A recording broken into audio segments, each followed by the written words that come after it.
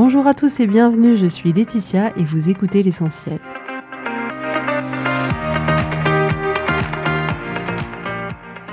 L'essentiel est le podcast de coaching où je partage avec vous les outils et les techniques pour vous permettre d'avancer et d'avoir la vie que vous voulez.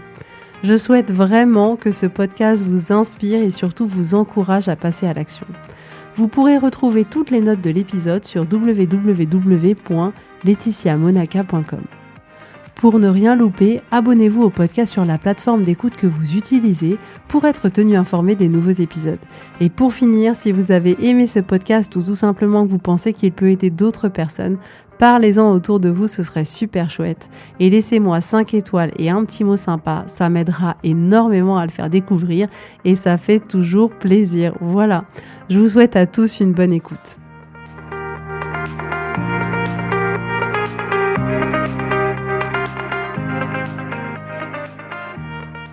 Bonjour à tous et j'espère que vous allez bien. Alors aujourd'hui, on va parler ensemble des regrets. Je pense ne pas me tromper en disant que nous sommes tous concernés par les regrets. On en a tous eu et on en a peut-être aussi encore. Et il est clair qu'il n'existe pas de vie sans regrets, malheureusement. Alors, il y a plusieurs niveaux de regrets, j'ai envie de dire. C'est-à-dire qu'il y a des regrets avec lequel on vit très bien avec. Et il y a des regrets qui, effectivement, sont plus douloureux pour nous et génèrent des pensées négatives qui nous font du mal.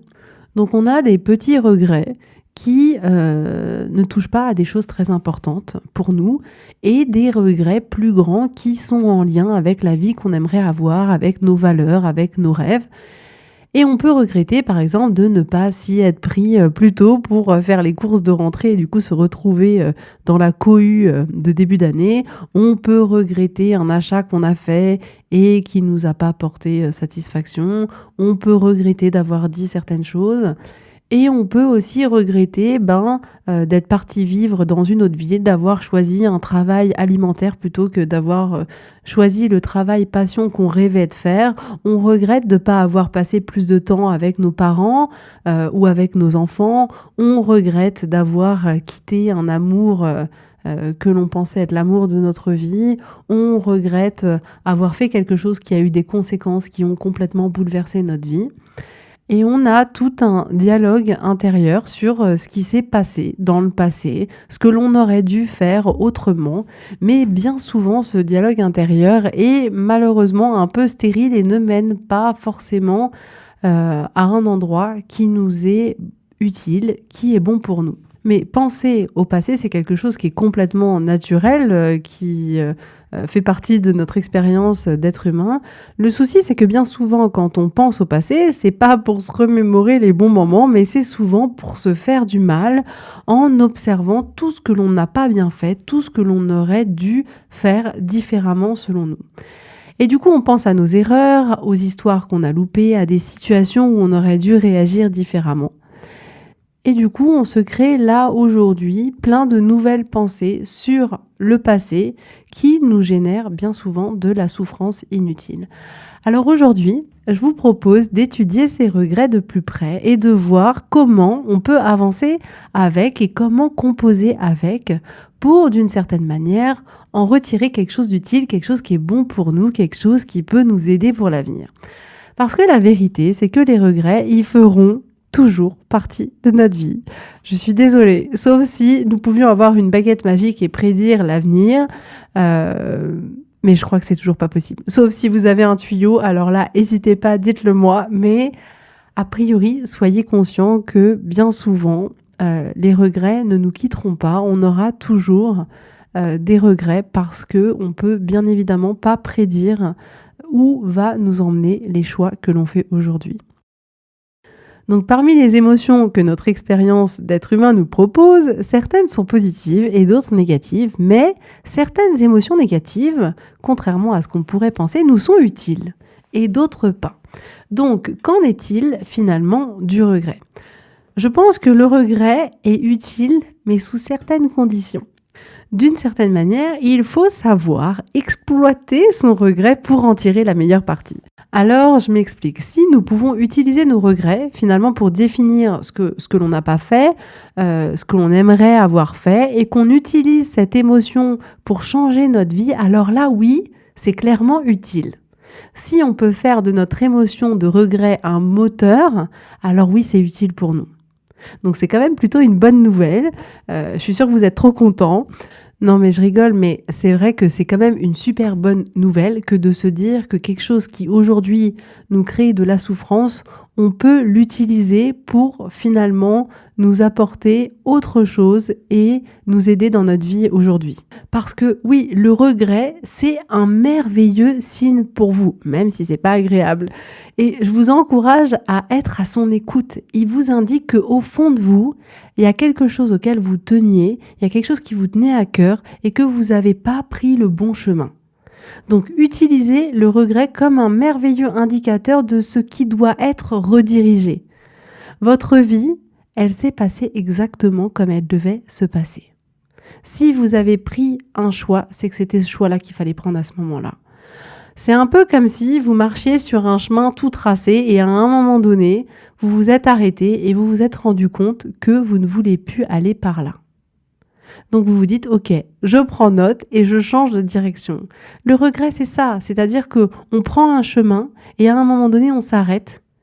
Et nous, on a l'émotion de regret en se disant, mais non, mais j'aurais pas dû aller par là. On n'a pas besoin d'en faire signifier quelque chose de terrible. On peut à ce moment-là choisir de prendre une autre direction. Et en fait, moi, je voudrais vous apporter un peu une image. C'est un peu comme pour les enfants, vous savez, ces petits jeux labyrinthes sur papier qu'on leur donne, où il faut trouver le bon chemin pour arriver au trésor, pour arriver à une poule ou peu importe.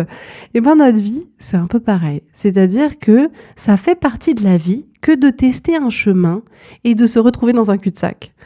Et donc l'expérience d'avoir pris ce chemin-là nous aura quand même apporté le fait de savoir que c'est pas le bon chemin. Et personnellement, je suis convaincue qu'au bout de chaque cul-de-sac, il y a un indice sur la route à prendre. Donc écoutez bien cet indice pour peut-être arriver plus facilement au bon chemin. Mais ce qui est sûr, c'est que c'est quasiment utopique que de se dire que dès le premier coup, on va trouver parmi le labyrinthe de la vie le bon chemin exact que l'on doit prendre. Et n'oublions pas que chaque direction que l'on aura prise, même si ce n'était pas la bonne, dans le sens où elle ne nous emmenait pas là où on avait envie d'aller, dans tous les cas, ça nous aura appris énormément de choses sur le chemin. Et il est presque certain qu'il était nécessaire de prendre cette mauvaise direction pour apprendre toutes ces leçons que la vie nous offrait sur ce chemin-là. Alors, en général, comment on agit face au regret ? Qu'est-ce qui se passe ? Bien souvent, on l'utilise contre nous et pas pour nous aider. Et on se blâme, on se parle pas avec douceur, on se juge, on remet toute notre vie en question, toutes nos valeurs en question.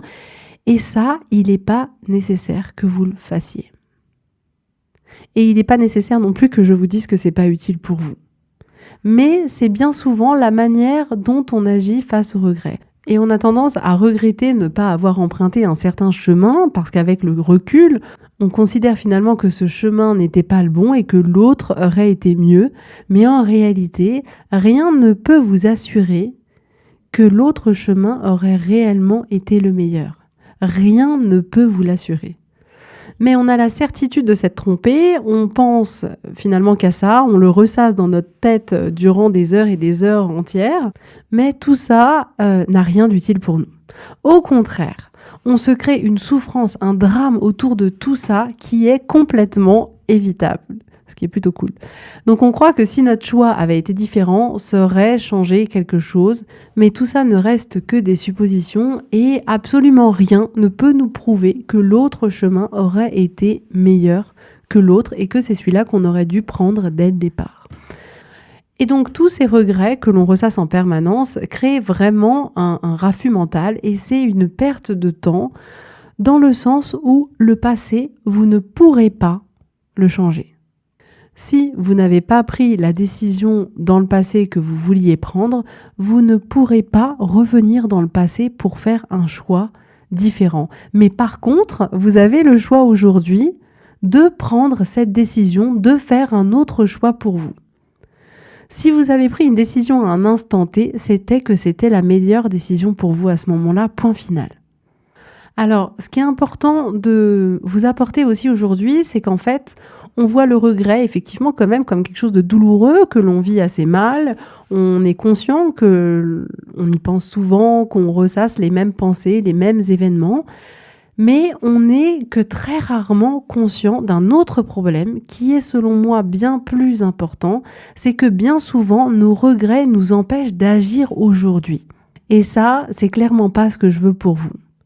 Parce que d'une certaine manière, vous avez eu des regrets et du coup, vous voulez contrôler l'avenir, vous voulez ne pas faire d'erreurs, ne pas vivre certaines émotions, alors vous préférez ne rien faire et continuer à ressasser alors que ça vous mènera nulle part.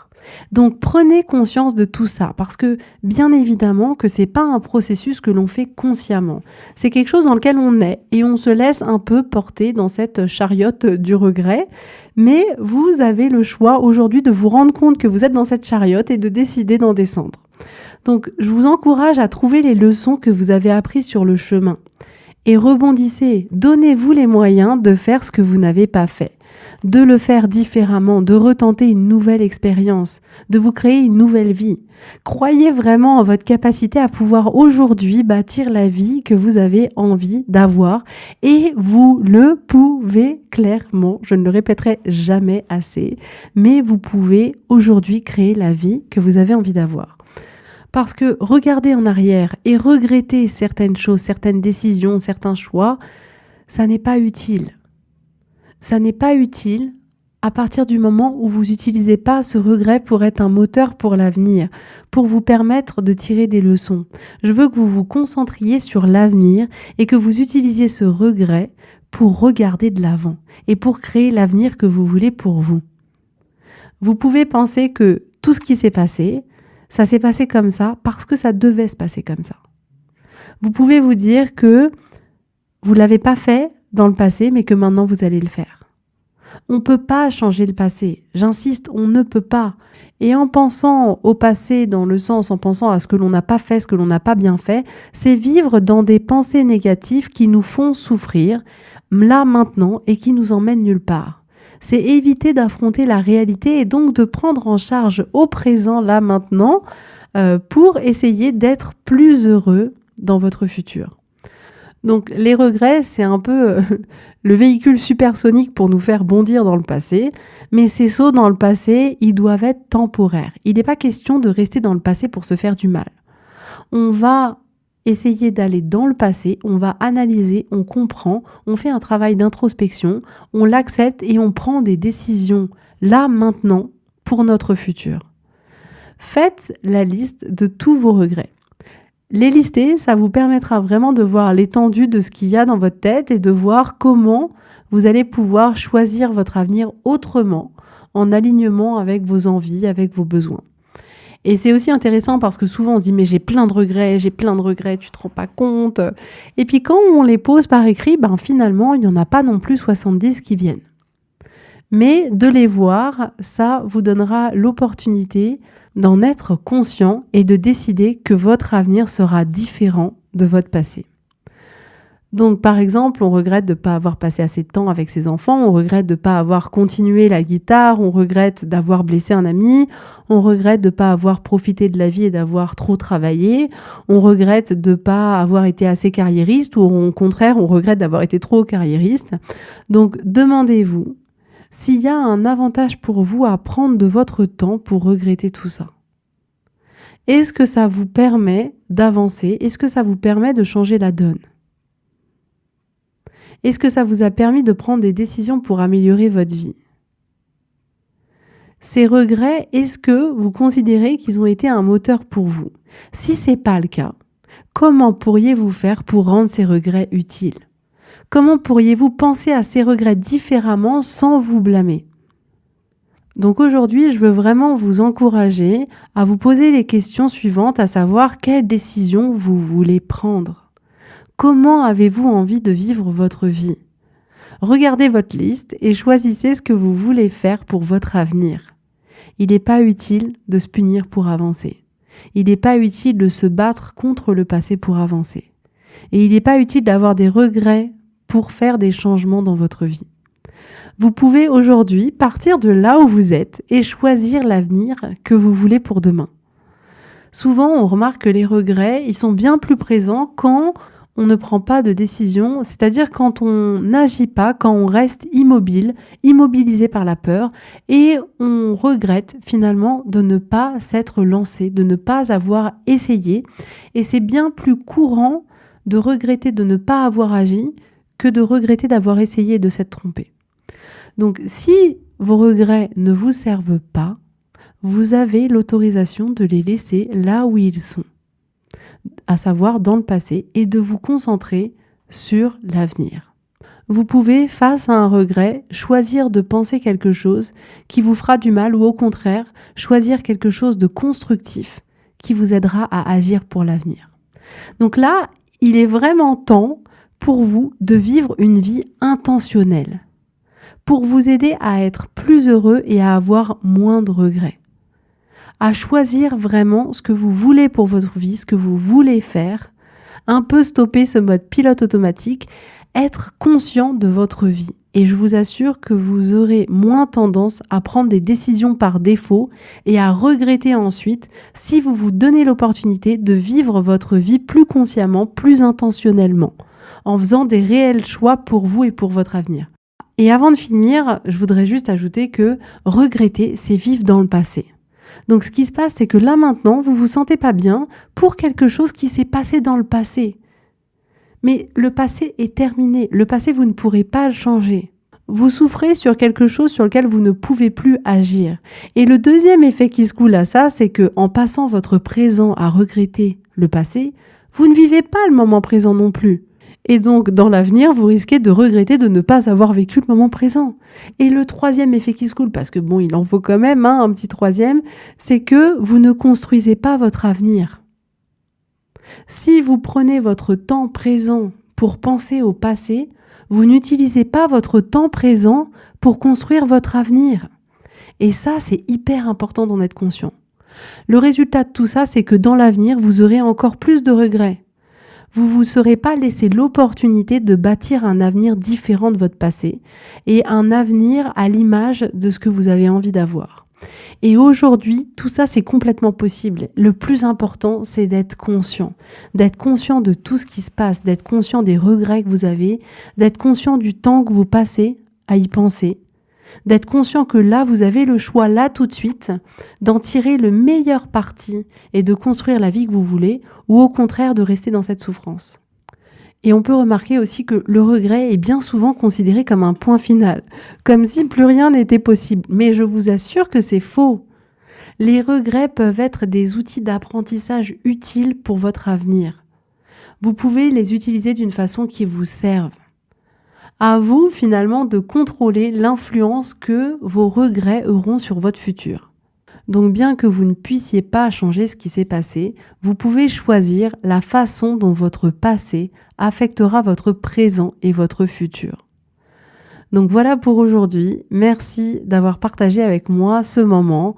Ce serait vraiment génial si vous preniez un moment pour écrire un avis sur Apple Podcast et me laisser 4 étoiles, ou de prendre un peu de votre temps pour partager ce podcast avec vos proches, avec vos amis. Ce serait vraiment super chouette. Donc voilà pour aujourd'hui. Je vous souhaite à tous une très très belle journée, une très belle semaine et je vous dis à la semaine prochaine.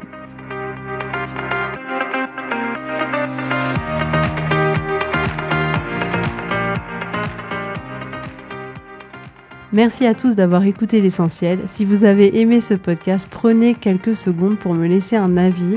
Ça m'aidera énormément. Et pour plus d'informations, rendez-vous sur www.laetitiamonaca.com.